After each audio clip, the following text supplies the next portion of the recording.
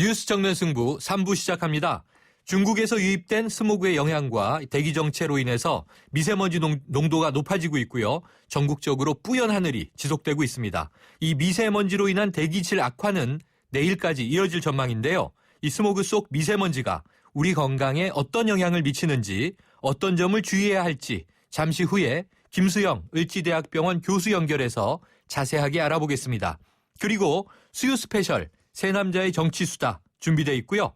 이 새정치민주연합 의원들의 연쇄 탈당 가능성, 또 새누리당의 험지 출마론 부상까지 다양한 정치 현안에 대해서 이야기 나눠보겠습니다. 계속해서 여러분 의견은요. 문자 샵 0945로 보내주시고요. 짧은 문자 50원, 긴 문자 100원에 정보 이용료가 있습니다. 정면 인터뷰 김수영 을지대학병원 직업환경의학과 교수를 연결해서 자세한 내용 알아봅니다. 교수님 나와 계십니까? 예, 안녕하세요. 네, 안녕하세요. 병원 김수혜입니다. 네, 이 스모그가 발생하면요. 우리 건강에 특별히 더 나쁜 그런 이유는 어떤 건가요? 스모그라고 하면 일반적으로는 그 화석연료를 태우는 가정이나 기업, 자동차 배기가스에 포함된 유기질이 햇빛의 자외선에 노출되면서 뿌옇게 연기처럼 생기는 걸 말합니다. 네. 그런데 이때 예를 들면 트럭 뒤에 쫓아다니시면서 검은 연기를 들이마신다고 하면 눈 따갑고 코 맵고 기침 나오고 가래 나오시겠죠. 네. 더 나아가서 최근에 중국에서는 소화에서 폐암까지 발생한다는 얘기가 있어서 당연히 건강에는 더욱더 나쁜 요인이 됩니다. 그렇군요. 자, 정말 쉽게 설명해 주셨네요. 매연을 내뿜는 트럭 뒤를 따라가면 여러 가지 이제 뭔가 증상들이 생기는데요. 자, 그러면요, 네. 교수님, 이 미세먼지와 초미세먼지는 어떻게 다른 건가요? 여러분들이 아시는 머리카락은 평균 지름이 한 7, 8 미크론 정도입니다. 네. 그런 머리카락을 한 8cm 정도의 나무 굵기라고 생각하시면은 네. 미세먼지는 나무에 붙은 1cm짜리 무당벌레에 해당합니다. 아, 그리고 초미세먼지는 그 무당벌레 등에 있는 검은색 반점을 생각하시면 맞겠는데요. 네. 그래서 80 마이크론의 머리카락에 붙어 있는 10 마이크론짜리 먼지가 무당벌레에 해당되는 미세먼지고요. 네. 그리고 무당벌레의 등에 붙어 있는 작은 반점이 초미세먼지라고 생각하시면 좋겠습니다. 그런데 네. 초미세먼지는 발생원에서 차이가 나는데요. 네. 미세먼지는 꽃가루, 곰팡이, 고운 돌가루 정도라고 생각하시면은 초미세먼지는 디젤 자동차 꽁무니에서 나오는 검은 연기 성분, 그리고 화력발전소에서 나오는 석탄의 회분 같이 연소에서 발생한다는 게 특징입니다. 그렇군요. 자, 이 스모그 속의 미세먼지가요. 호흡기 예. 질환뿐만 아니라 심혈관 질환, 또 피부 질환의 원인도 된다고 하던데요. 구체적으로 어떤 질병들로 이어질 수 있나요? 예, 아까 커다란 트럭을 예를 들었는데요. 네. 이러한 연소 기관에서 배출되는 미세먼지는 우리 몸의 코를 지나서 폐를 지나 혈류로 들어가게 되면은 네. 혈관의 내피세포를 손상시키게 됩니다. 네. 그래서 여러분들 자꾸 노인 전력이 되시면서 치매를 걱정하시는데요. 네. 그런 치매의 중요한 원인인 뇌졸중을 일으키고 뇌 신경세포를 파괴시키고 네. 더 나아가서 폐기관지, 폐포를 손상시키면 만성기관지염, 폐염을 일으키게 되죠. 그리고 집에 아기들이 다 있으실 텐데 그 아기들의 비염이나 천식을 악화시키고 더 나아가서는 심장으로 가서 세포의 막의 칼슘 농도를 조절해서 부정맥을 일으키고 더 나아가서 피부 모공을 확대하고 노화를 촉진한다고 알려져 있습니다. 더 나아가서 네. 임산부의 폐를 통해서 태중의 아기에게까지 조산, 사산, 태아 저체중 이런 결과까지 보고되고 있습니다. 굉장히 광범위하게 다양한 질환으로 이어지고 있고요. 그리고 말씀하신 대로 이게 임산부의 태아에까지 영향을 준다니까 아주 무시무시한데요. 자, 네. 그렇다면 예방이 중요할 텐데 보통 외출할 때 반드시 마스크를 착용해라 이런 보도가 빠지지 않습니다. 그런데 네. 이제 보다 좀 정확하게 어떤 마스크를 어떻게 착용해야 효과가 있는 건가요? 지난 메르스 사태에서 아마 마스크에 대해서는 다들 숙지를 하셨을 거라고 맞습니다. 생각하는데요. 일단 환경부에서 인증을 받은 황사 마스크라고 따로 있습니다. 네. 그래서 이런 마스크를 착용하는데요. 보통은 착용하신 상태에서 입을 통해서 공기를 후 하고 불어보면은 코 양 옆으로 공기가 빠져나가시는 게 느껴집니다. 네. 그래서 그 코를 주위로 해서 그 알루미늄 바가 들어가 있는데 막대가 들어가 있는데 그 막대를 코 모양에 맞춰서 꾹 눌러 쓰셔가지고 그 코와 그 다음에 그 마스크와 사이에 빈틈이 되도록 없도록 이렇게 착용을 하시는 게 중요합니다. 그래서 그렇군요. 반드시 그 정부에서 인증하는 황사 마스크라는 그 인증 마크를 확인하신 다음에 그 몸에 얼굴에 맞게 꼭 착용하시는 게 필요하겠습니다. 네. 그렇다면은 일반적으로 많이 쓰는 면 마스크는 큰 효과는 없는 거네요.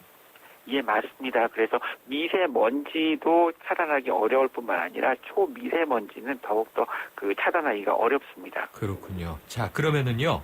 이 마스크 착용에 대해서 알려주셨고 미세먼지로부터 이 우리 자신의 건강을 지킬 수 있는 생활 수칙 어떤 거 좀 실천을 해야 좋을까요? 일단은 그 지난 22일 전후로 해서 그 황사가 아니라 미세먼지가 굉장히 그 심한 게 보고가 됐었는데요. 네. 이렇게 정부에서 예보가 나올 때는 실내에 머무르시는 게 중요합니다. 네. 그래서 반드시 그 창문이나 이런 데가 닫혀 있는 날 확인하시고 또 나아가서 우리가 그 뛰거나 힘든 일을 하면은 흡입하는 공기가 평소 안정 상태보다 약 20배 정도가 증가하게 됩니다. 네. 그만큼 우리 몸에 들어오는 미세먼지가 더 많게 될 수밖에 없는데요. 따라서 실내에서 편안하게 휴식하시면서 그 미세먼지 흡입을 최소화하시는 게 중요하고요. 두 번째로는 황사 마스크 이미 말씀드렸고요. 네. 그다음에 세 번째로는 공기청정기를 사용할 수가 있습니다. 네. 워낙에 미국에서 그 핵연료 이런 것들에 노출될 때를 대비해서 헤파 필터라는 걸 개발했는데요. 네. 이러한 그 필터식의 공기청정기가 권장되고 네. 또 에어워셔로 표현되는 최근에 그 공기청정기는 실내 습도까지 관리할 수가 있어서 그 많이 사용하고 계신데 초미세먼지는 제거 효율이 좀 떨어지는 걸로 알려져 있습니다. 나아가서 정전기식 이런 것들은 오존이 문제가 될 수 있고 사용 중에 그 오존에 오히려 노출될 수가 있어서 밀폐된 실내에서는 가급적 피하시는 게 좋겠습니다. 네. 그리고 그렇군요. 네 번째로는 주방에서 기름이 튀는 요리를 하시거나 오랫동안 가스불을 켜놓는 조리 이런 걸 피하셔서 네. 실내에서 오히려 미세먼지가 발생할 수 있는 경우를 피하시고요. 네. 마지막으로는 그 실내 환기를 좀 많이 하셔야 되는데 네. 우리 정부에서 그 에어코리아라는 그 웹사이트를 운영하고 있습니다. 예. 그래서 근처에 그 측정소의 그 기록을 확인하셔서 이곳에서 그 공기질이 안전한가를 보신 다음에 그 실내 환기를 자주 해주시는 게 가장 필요한 일이겠습니다. 네, 지금 말씀 주셨는데요. 이런 날 실내 환기에 대해서 많은 분들이 고민하시거든요. 이게 창문을 닫아두자니 먼지가 쌓일 것 같고 환기를 시키자니 바깥에 미세먼지가 실내로 들어올 것 같고 지금 말씀 잠깐 주셨습니다만 구체적으로 이런 때 실내 환기는 어떻게 해야 좋은가요? 보통은 그 아이들이 그 학교에 등교하고 그다음에 9시에서 10시 정도 요 사이가 대기가 좀 안정한 상태인데요. 새벽 같은 때는 오히려 그 공기가 차가워지면서 먼지 농도가 심해지기 때문에 이런 때는 운동을 피하시고 그 오전 9시에서 10시 사이에 환기를 잠깐 하시고 그리고 오후 4시에서 한 6시 사이 이런 때 환기를 하실 수 있는데요. 네.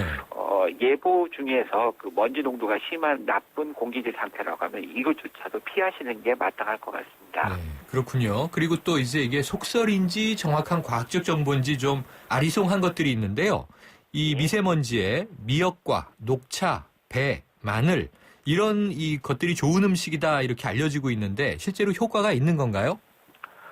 미역 같은 데에는 알긴산이라고 해서 그 흡착을 좋게 하는 이러한 그 성분들이 들어있어서 먼지 제거에 그 효과가 있다라고 알려져 있습니다만은 정확하게 확인된 바는 없고요. 네.